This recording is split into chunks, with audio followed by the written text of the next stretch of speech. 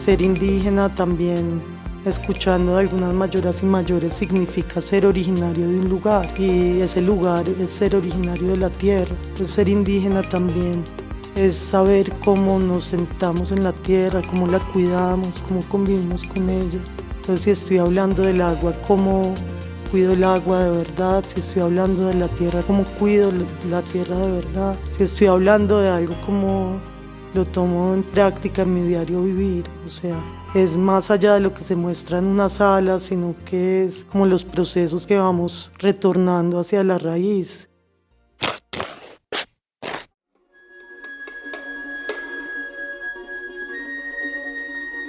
Bienvenidos al Rayón Podcast. Este es un podcast de arte contemporáneo en Colombia y en América Latina.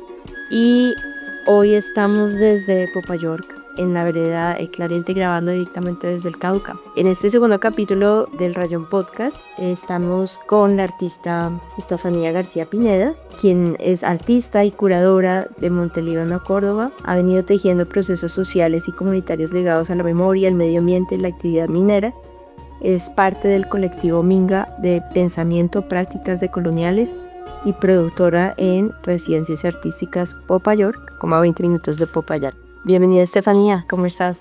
Bien, muchas gracias. En el año 2017 te tatuaste como un trayecto en la planta del pie de Montelíbano, Córdoba, a Manizales, y con una especie de cartografía del movimiento, de lo que implicó esa movilización o ese desplazamiento. Entonces yo quería empezar por ahí, hablemos de esa migración como artista. Yo nací en Montelíbano, Córdoba, en 1991. Mi padre había llegado a trabajar en el 89 en Cerro Matoso, que es una multinacional minera que extrae ferroníquel a partir de BHP Billington y South 32, que son como organizaciones pues, que estaban en la región extrayendo estos metales. Y pues que han creado como en el pueblo una gran contaminación, gran parte de conflicto armado y como pues mucha apropiación territorial de comunidades indígenas, afros, y a partir de eso pues la llegada tan fuerte del paramilitarismo. Digamos que es un lugar que es cuna del paramilitarismo en Colombia. Y bueno, mi padre entra a trabajar porque fue un lugar donde le resultó trabajo. Y él estaba viviendo con mi madre en Bogotá, ya habían tenido a mi hermanita y terminan viviendo allá y allá me engendran pues y nazco yo. Digamos que nazco en una cultura que era ajena a mi familia, pero que marcó en mí, digamos, una parte importante de lo que soy hoy como persona, como artista. Viví allí hasta que tenía 4 años de edad y migraron ellos hacia Manizales por causa del mismo conflicto, pero también porque la contaminación era muy fuerte y mi mamá estaba muy enferma de su estómago, enfermedad que viene hasta el día de hoy, que tiene que vivir con ella. A causa de eso ellos migran a Manizales, mi mamá ve como que en la puerta de mi casa matan un exguerrillero, con eso tuvo que ver a alguien que estaba en la policía en esa época. Ella ya tenía la decisión casi lista de irse por su enfermedad con mi padre, pero ese fue como el detonante porque como mi mamá vio, también no le dijeron a ella sino a mi papá que debían irse del pueblo. Entonces ellos alistaron 17 cajas y salieron con lo que pudieron y llegaron donde mi familia materna. Bueno, yo crecí en Manizales, allá estudié la escuela, el colegio y la universidad. Y terminé estudiando artes porque no era muy buena en principio, pero era algo que quería aprender y como el oficio que movía con mi cuerpo y mi alma. Y a raíz de eso, ¿cómo fue lo del tatuaje que hiciste? Que te hiciste como en esa acción en Armo en el 2017. Bueno, el primer proyecto grande que yo construí se llamaba Latitud Cerro Matoso, contaba más o menos esa historia y la conté en 3 partes. La primera se llamaba Hacia una geografía corporal del conflicto y tenía que ver con la memoria de mis padres, las memorias personales unidas que se convierten en memoria colectiva porque van apoyándose una memoria y la otra.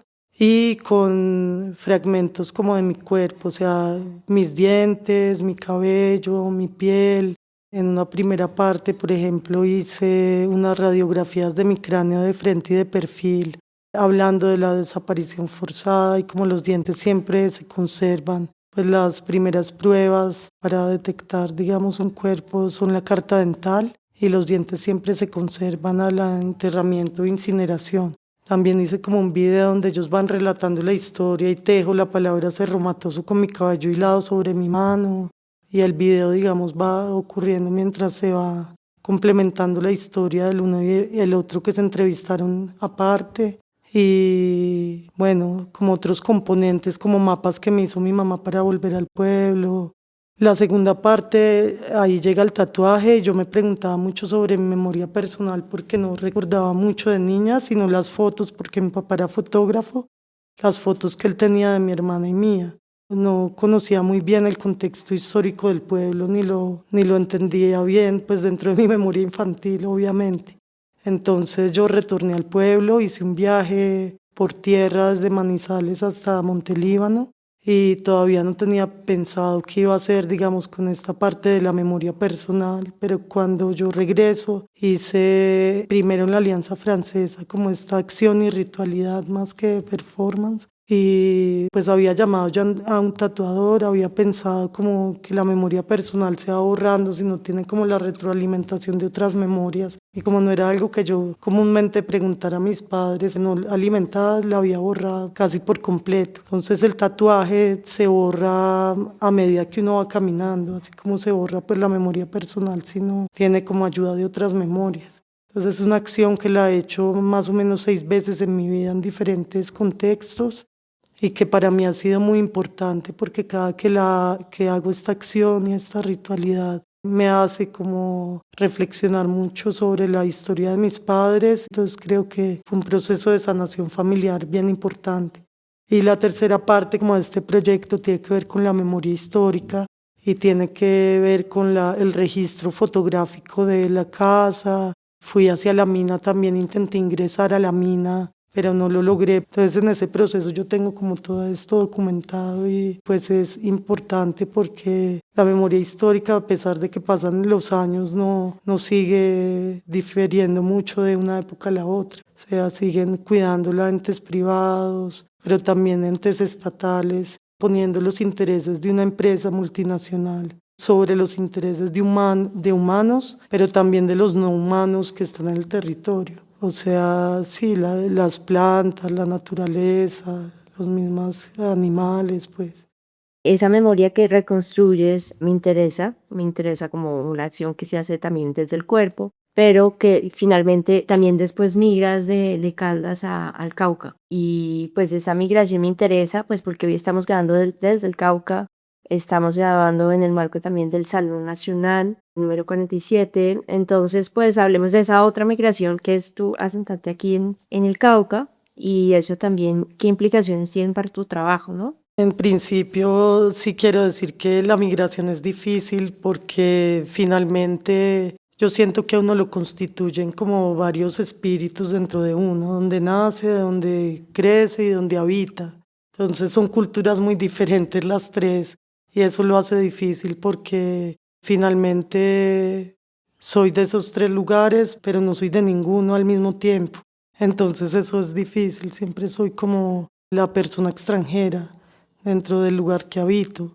Y si vuelvo a Córdoba, pues también ya soy extranjera ya. Es difícil, pero también es muy bello porque, digamos, poder habitar esa interculturalidad desde pequeña, poder caminar entre diferentes mundos, entre lo rural, entre lo indígena, entre lo campesino, entre lo urbano, me hace ver como las tramas, los entretejidos que hay desde lo social, desde lo natural, desde lo cultural, pero también desde lo personal, lo familiar. Tenía una tía que vivía acá en el Cauca y ella me llevaba a recorrer muchos territorios, no solo Popayán, sino que me llevaba a caminar la montaña y siempre me llevaba donde estuviera. Entonces eso también fue importante para mí.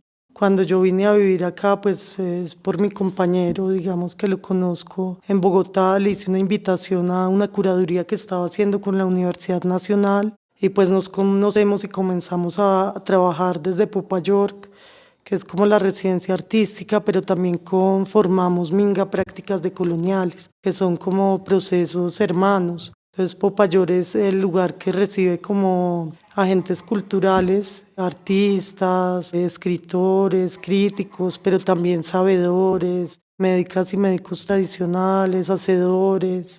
Con Minga, digamos, nosotros hicimos el 16 Salón Regional de Artistas, así nació como el colectivo un poco, así se llamaba el proyecto que habíamos presentado, que terminó constituyéndose en un plan de vida. O sea, es un plan de vida que no se acabó cuando se acabó el 16 Salón Regional de Artistas, sino que continúa al día de hoy. Haya presupuesto, no haya presupuesto, seguimos en contacto y en trabajos esporádicos con las comunidades que acompañaron ese momento, que son la Asociación de Trabajadores de Zonas de Reservas Campesinas de Corinto, que es Quitequihue, la comunidad sobreviviente a la masacre del Naya, y con Caldono un poco menos, que era el colectivo Hilando la Paz, pero con Caldono continuamos trabajando con una de las mujeres, digamos, la hemos invitado a otros procesos. Que de esa experiencia colectiva de trabajar en conjunto con alguien más y de esta práctica también desde las Mingas, prácticas decoloniales, ¿qué es lo que ha generado en tu práctica artística? Porque si venías de un proyecto más personal, haciendo distintas obras, trabajando sí en colectivo, pero ahora haces parte como de una colectividad, ¿no? Que es Mingas, prácticas decoloniales, y Popayor como residencia. ¿Qué es lo que te ha dado este tipo de proyectos para tu trabajo como artista?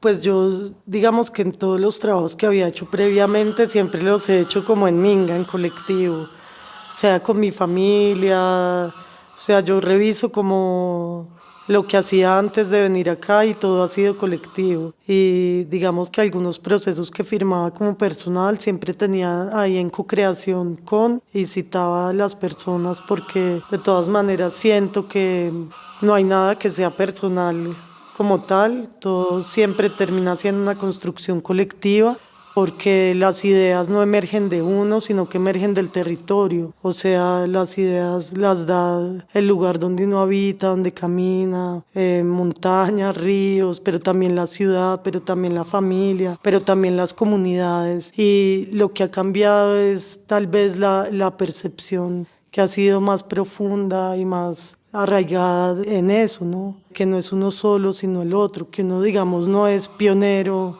digamos, en estas prácticas, sino que es un aprendiz, siempre es un aprendiz, que uno no se inventó nada, ni que fue el primero que hizo nada, porque, digamos, en las redes colectivas y comunitarias las relaciones de afecto ya existen, las relaciones de interculturalidad, sean buenas o sean malas, ya existen. Entonces, digamos que lo que me ha dado Minga y Popayor es entender que esas relaciones ya están, ya existen, que uno es facilitador, que uno es visibilizador de esas redes, pero también, digamos, tener la plena certeza de que decir que uno es pionero, creó algo, pues es muy colonial también, o que está creando redes o afectos, siento que es colonial.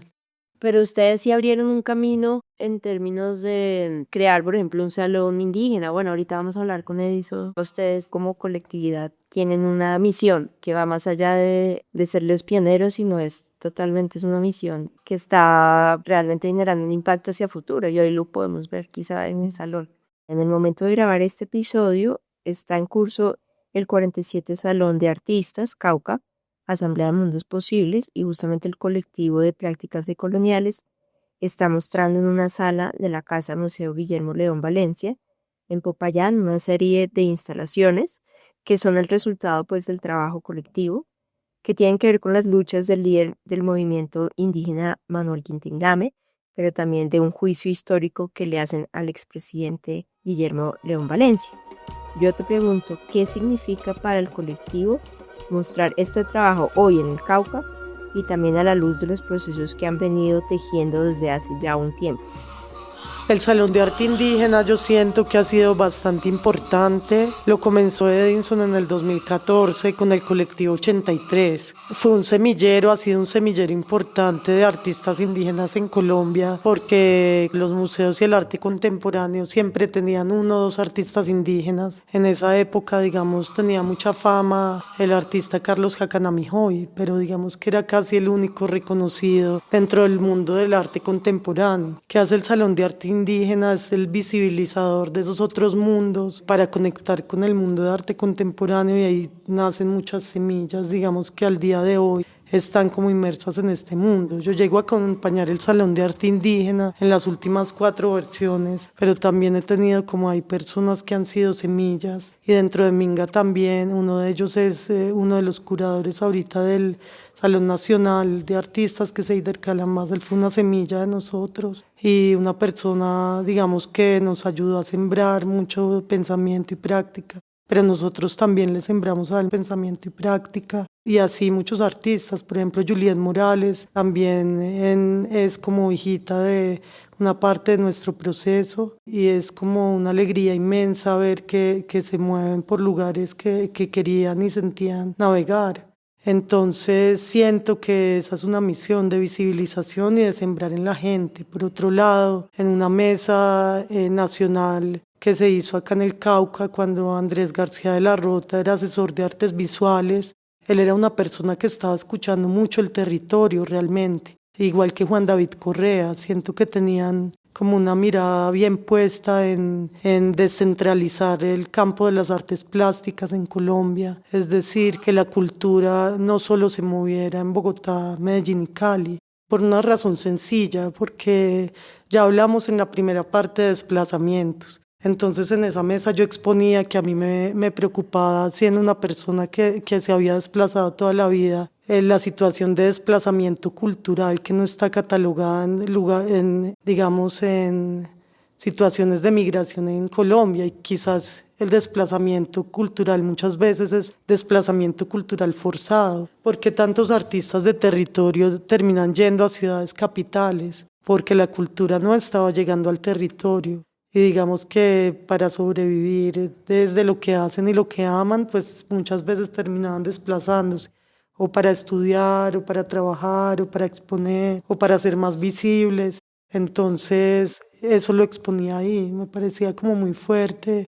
Esa reunión de la mesa para ustedes tener como una solicitud o, como dirías, una especie de llamado de hacer un salón en el territorio directamente desde Popayán. ¿Eso fue una propuesta de ustedes como Popayor? ¿De quién fue? Porque estamos viendo eso, hoy estamos viendo un salón desde el Cauca y eso ustedes lo plantearon en una mesa. Me gustaría que me contaras un poco más de hace cuánto fue, quién lo propuso. Sí, digamos que eso salió de muchas conversaciones que se tuvieron con Andrés García de la Rota y hablábamos de fronteras y trincheras. Se planteaba hacer algo en el Amazonas, en el Cauca y arriba en Santander, en norte de Santander. Precisamente nos interesaba mucho y le decíamos a Andrés que nos interesaba mucho ver la posibilidad de que este salón tuviera curadores que habitaran zonas periféricas y no lugares centrales por una razón importante, y es porque sentimos que el pensamiento, el modo de hacer, el modo de actuar se transforma cuando uno vive en un lugar o en otro. Y siento, claro, que el modo de hacer cuando uno está en una capital se transforma a diferencia de cuando está en un territorio,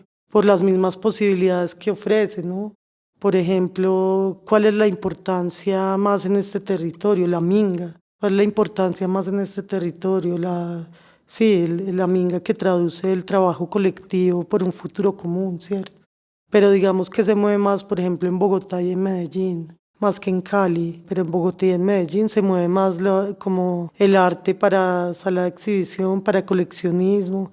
Yo lo veo mucho más profundo o digamos más visible que los otros procesos, así existan. Entonces, claro, eso va cambiando las lógicas por la misma sobrevivencia.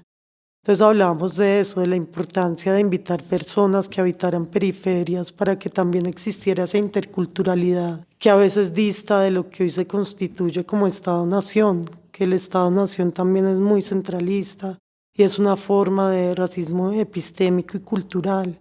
Y en esa medida ustedes estamos hoy viendo como el resultado también de esas reflexiones que se sembraron hace unos años ya con el anterior director de artes plásticas. ¿Cómo ven hoy este salón que está pasando hoy? ¿Cuáles son las apreciaciones tuyas, digamos, tanto positivas como críticas sobre este salón? Primero tengo que decir que yo admiro a los curadores que están allí como seres humanos y como personas. Me interesa mucho que han invitado a muchos procesos colectivos y de mingas, de juntanzas, a ser parte como de este salón. Pero tengo una crítica que quizás las personas que están en el equipo todas viven en ciudades centrales.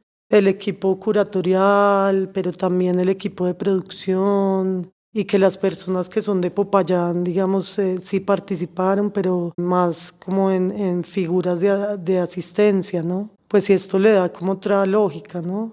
Hay algo importante y es que ellos invitan a hacer asambleas en territorios. Eso fue importante porque más o menos ese es el modelo como nosotros trabajamos con Minga y que se sembró en el salón regional donde nos acompañó Eider. En estos recorridos es que se hacían las mingas y las asambleas para saber los territorios que querían y que necesitaban en su momento. Y a partir de ahí se construía pues lo que se iba a entregar culturalmente o las acciones que se iban a hacer.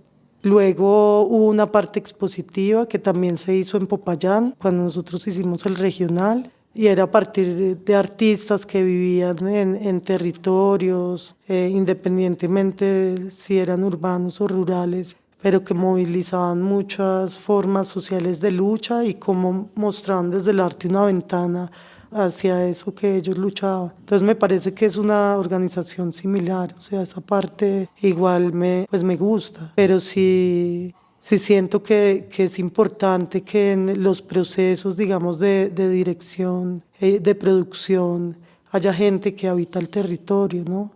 Porque sabe dónde están los lugares, porque saben cómo tejer la comunidad que hay en el espacio, en el lugar, porque además sale mucho más económico también presupuestalmente si las personas ya viven y tienen su hogar en el lugar.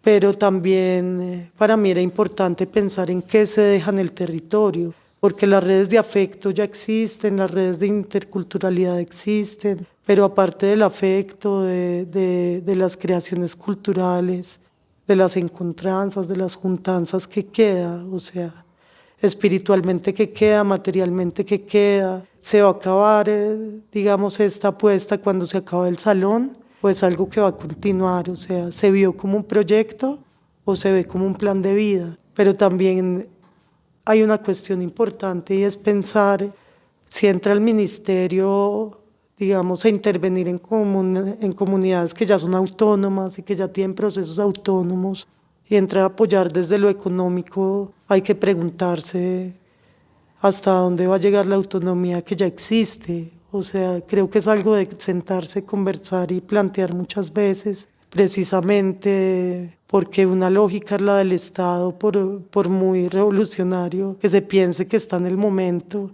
pero sigue siendo un Estado y sigue siendo vertical, así se habla de horizontalidad. Pero se habla de verticalidad y de horizontalidad, pero no se habla de la espiralidad, que es el tiempo en espiral. Una de nuestras doctoras editoriales y audiovisuales es de Popayán, nos habla todo el tiempo del tiempo en espiral. ¿Qué es eso? ¿Qué es vivir este territorio, el Cauca, en esa sensación de que es un tiempo en espiral? Yo siento que el tiempo en espiral es como parte como desde el ombligo, o sea, desde donde uno nace y lo que va caminando, pero lo va retroalimentando la familia, los territorios que uno sigue caminando y se van envolviendo y van llegando hacia un lugar que va creando la identidad, ¿cierto? Que va creando el ser, el territorio, las ancestras, los ancestros, pero también donde lo obligaron a uno. Pero hay momentos en la vida, digamos, que uno se desencuentra con uno mismo y con digamos, todo lo que lo habita y ahí es donde debe retornar al ombligo, al reencuentro, a la pregunta, a la cuestión de quién es uno, eso es la espiralidad. Pero está, digamos, desde lo individual, desde lo comunitario. Entonces, esa es la pregunta. No siento que sea tan lineal como lo horizontal y lo vertical, es mucho más complejo y más bello. Y, por ejemplo, Eso lo enseñan mucho las mayoras y los mayores, que se escuchan y se respetan mucho más en el territorio que en la ciudad. Y eso para volver, me alegra mucho que mayores, mayoras y mayores ahora también estén siendo invitados por diferentes instituciones, como el Salón, que estén acompañando, que estén aconsejando, porque de todas maneras son la voz sabia que, independientemente de las armonías, desarmonías que tengan los lugares, las personas, son como madres, pues, que siempre van a querer y a intentar reconciliar a sus hijos. Eso me gusta mucho, que estén acompañando a estas personas desde su sabiduría, desde su caminar. A mí me gustó mucho cuando vi la muestra en la Casa Museo Guillermo León Valencia, algo muy simbólico, y es poner en esa casa, o sea, desacomodar una colección de muebles y poner en esa casa a dialogar con un proyecto que de Mingas Prácticas Coloniales, donde se habla de Manuel Quintín Lame, pero también de las mujeres del movimiento de Manuel Quintín Lame. ¿Quiénes eran ellas? ¿Quiénes eran las mujeres que también estaban luchando por y reivindicando el territorio? Bueno, voy a contar la historia un poco completa para que se entienda, más o menos. Nosotros vivimos ahorita en una vereda que hace parte de la concepción ancestral de Polindara, de donde nació Quintín Lame. Quintín Lame es de madre Polindara y de padre Nasa, pero este lugar, que era ancestralmente Polindara, tuvo, digamos, los títulos coloniales en algún momento, y uno de sus dirigentes cuenta la historia y la tradición oral, que ha llegado a una chichería una vez que tenía que bajar, digamos, con estos documentos, y le ha dejado, digamos, al patrón, que era una persona de una familia que se llamaba Arboleda, famosos, digamos, por ser personas que ponían a otros en situación de esclavitud. Tenían muchas personas en esta situación, afros e indígenas. Y esta persona le guarda los títulos, y cuando él iba a salir no le entrega todos los documentos. Entonces terminan apropiándose de una gran parte de las tierras ancestrales de Polindara. Esto pasó varias generaciones por esta familia, y luego, como una dote, pasó de uno de los Arboledas Mosquera, que ya se habían juntado las dos familias, y pasó al nombre de una de estas esposas de la familia, pues. Ahí nació Quintín Lame, en un sector que se llamaba Borbollones de Polindara, Que estamos hoy ubicados en esta misma región. en esta región donde era el territorio ancestral Polindara, que luego fue arrebatado, digamos, pues, por los Arboleda. Cuando tenía 8 años, Quintín Lame, Ignacio Muñoz, que era el suegro de Guillermo Valencia, el poeta, o sea, el tatarabuelo de Paloma Valencia, más o menos, compra este territorio de Borbollones, la parte de Borbollones, para agrandar otra hacienda que él tenía, que es la hacienda San Isidro. Claro, entonces cuando nace Quintín Lame, él nace en la situación de terrasguería, se llamaba en ese momento. Hoy en día le dicen más terrasguería, no recuerdo. Y más o menos era que una persona indígena que no había quedado dentro del lugar de resguardo y quedaba, digamos, habitando el lugar ancestral, tenía que pagar con trabajo el derecho a habitar su tierra. Y podía sembrar una parte pequeña de huerta, pero muchas horas de la semana eran de trabajo gratis hacia el patrón, o sea, una situación de esclavitud, pero con otro nombre. Claro, él nace en esa situación, y cuando comienza a crecer, comienza, digamos, a moverse entre diferentes territorios, sobre todo esta zona de aquí hacia Insá, Totoró, Polindara, y bueno, y muchos otros departamentos, Huila, Tolima, Caldas, Boyacá, etcétera. O sea, andó por muchos lugares, pero sobre todo en este territorio empezó a mover lo que se llamaba el gobierno chiquito, o sea, la lucha por la recuperación de las tierras y la lucha por el no pago de terraje. Es algo muy importante, o sea, la culminación de la esclavitud, lo que le llevó, digamos, una gran enemistad con la familia Valencia, que era muy poderosa en su época y sigue siendo muy poderosa al día de hoy. Entonces, esta obra que nosotros construimos en principio tiene que ver con eso.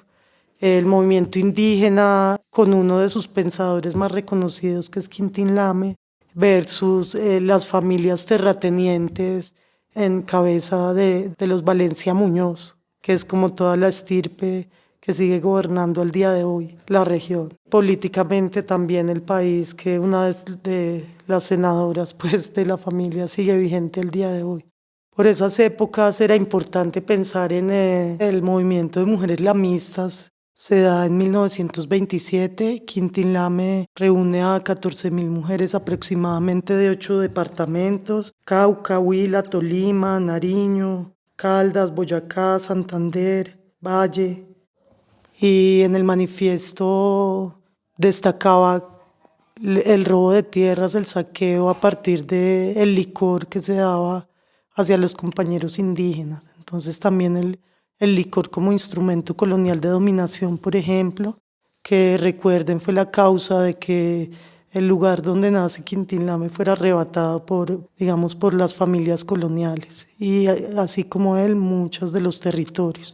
Eso era parte de lo que se decía en este manifiesto, y otra parte importante era el engaño que habían sufrido los pueblos indígenas, pero también las mujeres, por parte de los partidos tradicionales, porque no había, digamos, sujeto de derecho como tal la población indígena, o sea, en esa época. Entonces es un movimiento bien revolucionario, porque en ese momento también la Constitución occidental considera salvaje al indígena y pues considera no sujeto, digamos, de sufragio a la mujer. Entonces es algo doblemente revolucionario para su época. Entonces, unos años después, en el 54, digamos que entra la lucha por el sufragio femenino, y una de las precursoras de esto es Josefina Valencia Muñoz, hermana de Guillermo León Valencia, pero también hay que revisar cuáles eran los intereses de la época inmersos para que unos de estos partidos también apoyaran eso.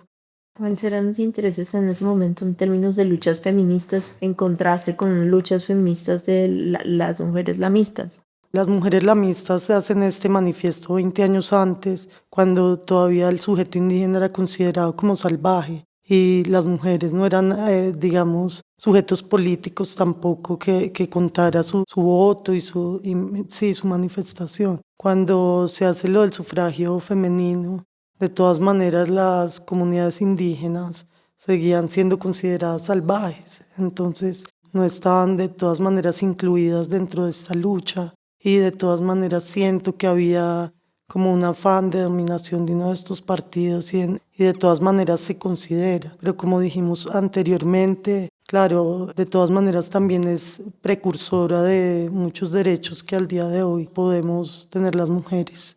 Pero como decía, he visto que en temas electorales personas de esta familia ahora se ufanan de estas luchas de sus antecesoras, como Paloma Valencia, que se ufana de las luchas de su tía abuela. Está destacando la figura de su antecesora, o sea, como carta política, pero también está destacando luchas indígenas, cuando ella misma ha dicho que se ponga un muro en el Cauca que dividan lo indígena y lo mestizo.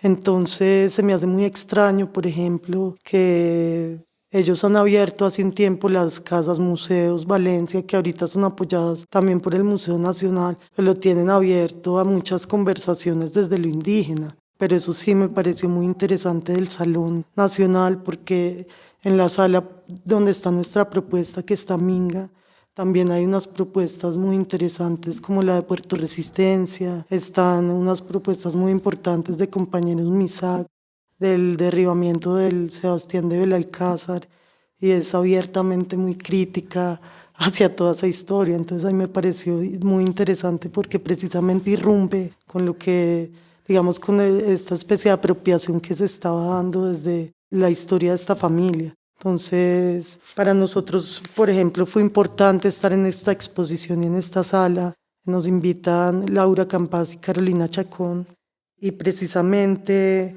desde esta parte crítica, como nosotros mostramos la historia de Quintín Lame desde el movimiento de mujeres, y queremos invitar las hijas y nietas de mujeres lamistas a que lean y escriban un segundo manifiesto, a ver cómo está el derecho de la mujer indígena al día de hoy. Pero también mostramos una parte del desalambrar de las haciendas, que fue algo que se sembró desde el pensamiento de Quintín Lame. Tenemos una parte de la obra que son los juicios, que ya les había hablado anteriormente, donde se lleva la escultura de Guillermo León Valencia a un juicio a Ortega Tolima, donde está sembrado Quintín Lame. Y sobre todo digamos que para nosotros la figura de él es muy fuerte, porque él sacó un decreto en 1965, que fue el decreto 3398, donde incitaba a las personas ya que se consideraban colombianas a defender, digamos, desde cualquier modo, lo que se considera independencia nacional y Estado-nación. Y muchas veces desde el pensamiento indígena no se defiende el de Estado-nación ni la patria porque es contraria, digamos, a sus territorios originarios y a todos estos límites territoriales que lo que hacen es dividir y fragmentar la cultura viva, ¿no? Ante ese reto como de fragmentar la cultura y de poner en este salón como esa visión indígena, pues ha habido como unos antecesores frente a eso, el Salón Nacional Indígena, también hay pues obviamente antiguos salones, también se estaba plasmando allí en las visiones indígenas en el arte contemporáneo, incluso los centros culturales de los bancos de la República con lo que es imagen regional, por ejemplo. ¿Qué ves tú a futuro sobre estos salones y cómo le puedes dar, o sea, cómo tú puedes percibir esa continuidad? ¿Será que va a seguir? Yo siento harto que como que los procesos culturales terminan influyendo mucho en las organizaciones políticas y sociales de donde se van mostrando. Y digamos que siento que lo que hacemos son prácticas decoloniales que hacen enraizar a muchas personas de las que sembramos. Este amor por la raíz, este amor por las abuelas y abuelos de toda, y esta indígena descendencia que somos, que es una palabra de la que no se habla, porque ser indígena también, escuchando de algunas mayoras y mayores, significa ser originario de un lugar, y ese lugar es ser originario de la tierra. Entonces, ser indígena también, recordando, digamos, a las ancestras y ancestros, es saber cómo nos sentamos en la tierra, cómo la cuidamos, cómo convivimos con ella. Entonces, si estoy hablando del agua, cómo cuido el agua de verdad. Si estoy hablando de la tierra, cómo cuido la tierra de verdad. Si estoy hablando de algo, cómo lo tomo en práctica en mi diario vivir. O sea, es más allá de lo que se muestra en una sala, sino que es como los procesos que vamos retornando hacia la raíz.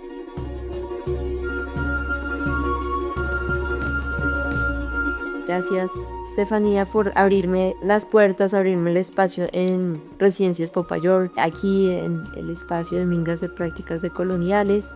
De verdad que fue muy valioso hablar contigo.